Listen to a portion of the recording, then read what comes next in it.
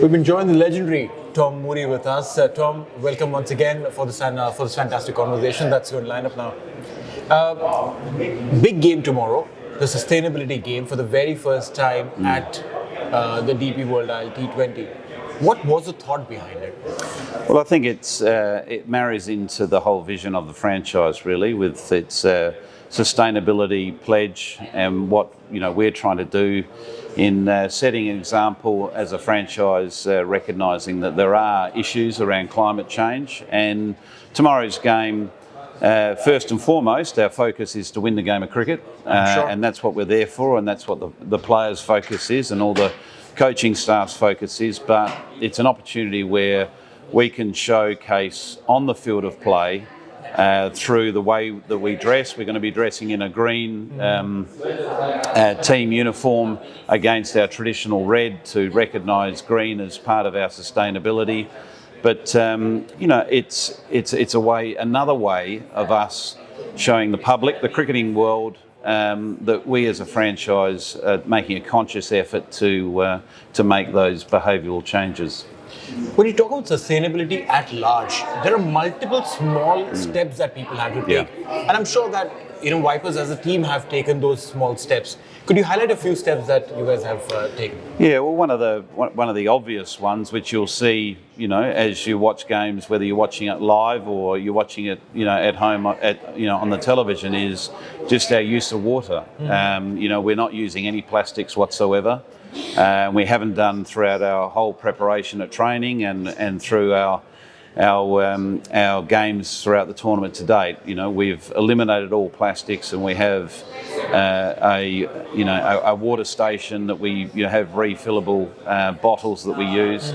And again, that's a way for us to give important messages to the cricketing public that we as a franchise are trying to make those small steps. This is a beautiful thing that you just mentioned, because I came down for one of the training sessions for the boys when they were playing, and before that we had a school interaction where the kids were getting trained, and I was surprised myself that there were zero plastic bottles on a field, which generally you see littered around.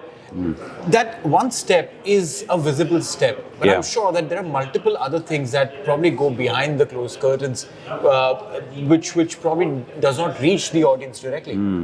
Yeah, look, absolutely. Like for instance, we're the first sporting franchise to actually record our carbon footprint of our first season. And that's a way for us to measure the progress and the change that we're making. We're looking to reduce our footprint by 50% by 2030. We've made that pledge and eliminate it by 2040. So it's a long journey, but it's a journey that needs to start, and the only way to start is by measuring the beginning. And that last year, the 2023 season was a season that we went into great detail to record that carbon footprint, and we certainly hope to make significant improvements as we go along in this journey. What about the public participation? Because one thing that is doing it yourself, the second thing is involving people and making them do it and making them a part of your team. Yeah, look, I don't think it's a case of making people to do it. I think it's a case of educating people and educating people through our behaviour. Right. What we do as a franchise, what we do as players, what we do as coaches, people will look upon that and think, well, it's a small change, I can make that change. Right.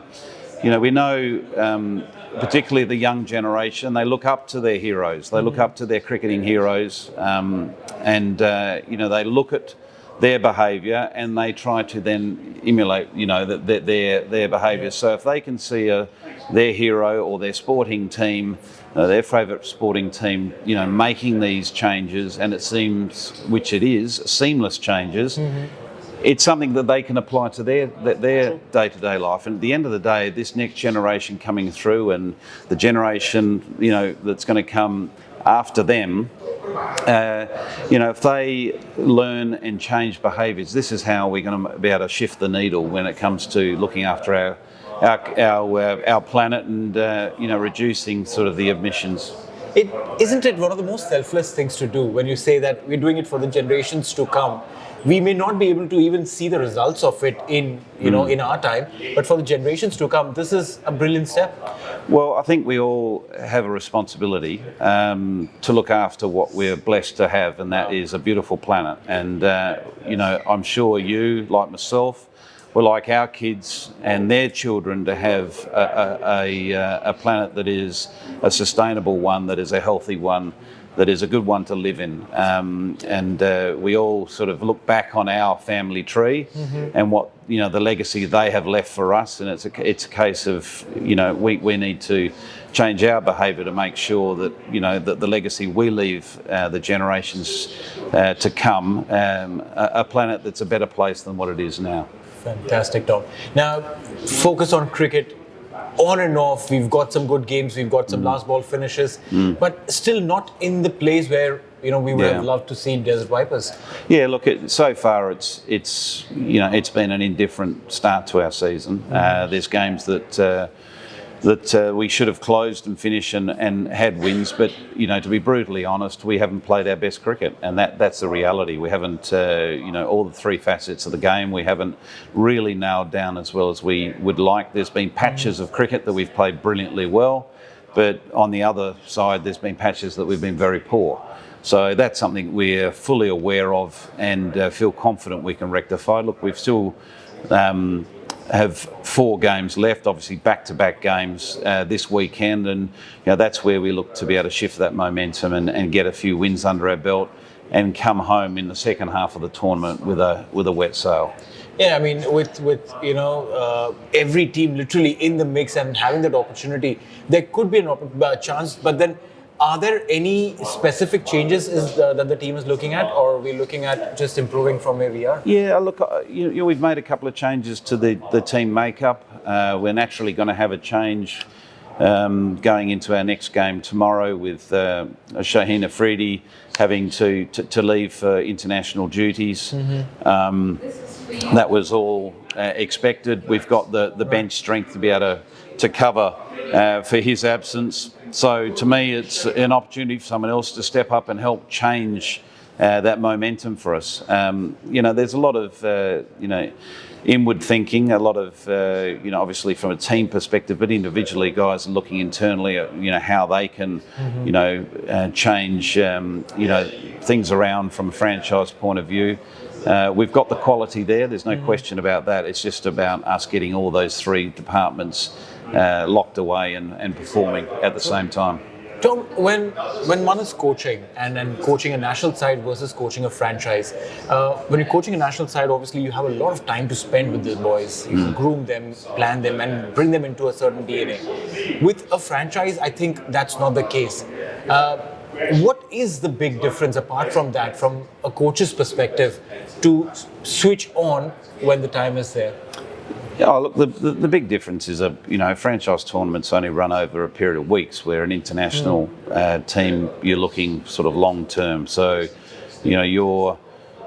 your performance and your growth as a player and as a team is sort of gauged over a long period of time, where this is a short window, a tournament like this where it's roughly four weeks, where you've got to really nail down your performance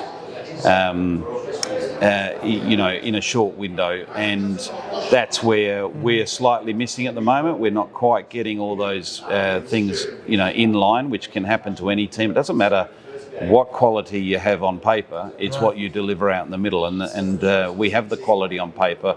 We need to transfer that in performance in the middle. Do you guys really ask those hard questions in a franchise setup as well as one would in a national setup? Do we what? Sorry, ask the hard questions to the players that, hey, why did you? Yeah. Oh, look, absolutely. Honesty, communication is integral in any sport or anything in life, and we're very honest around each of the players, and as a group we're very honest around performance. There's no point hiding something that is very obvious, and we talk through it and take ownership of areas that we know that we can improve. So we look forward to doing that over the next week. Now, one question away from the franchise cricket and closer to home. Australia versus West Indies at Gaba. What a fabulous game of cricket. I mean, these are the kind of advertisements that we require for Test cricket. Don't you think so? 100%. It was great to see a young West Indian side play that well, with that spirit that we know that the cricketers from the Caribbean can bring to the game. You know, they're such an important part of the fabric of our game. And in Test cricket, they've, you know, to be fair, over recent years they've gone missing a little bit with regards to their performance. But to see that young team perform like that away from home in Australia was you know, wonderful to watch. And I think, you know, the most of Australia even enjoyed that success. You know, it's what we need. It's what the game needs to keep Test cricket very much a focal point and an important part of our game, and we also need a strong West Indies side. We do. Yeah. My one last question is the question that I ask everyone that I've been meeting, Tom, and that is because you guys travel so much, literally living out of a suitcase. What is that one thing that you carry in your bag, a personal memory, or a yoga mat, or a pillow? Well, it's nothing in particular. I do carry a pillow with me because I've got a few neck problems from old age, and, you know, old war wounds, having played the game for so long. But you know, one thing I'm very conscious of is maintaining some sort of level of fitness. So I'll always make sure that I do a lot of swimming. So I'll also, you know, always carry sort of swimming goggles with me. You know, some places I only can swim in the pool. Other places I can swim in the ocean, like here at the JO Resort. We've got the good fortune to be able to have access to the ocean. So you know, I do a lot of swimming there every day. Brilliant. Thank you so much for your time, Tom. Thank you. It's always a pleasure. Cheers. All the best for the games. Okay. Thank you.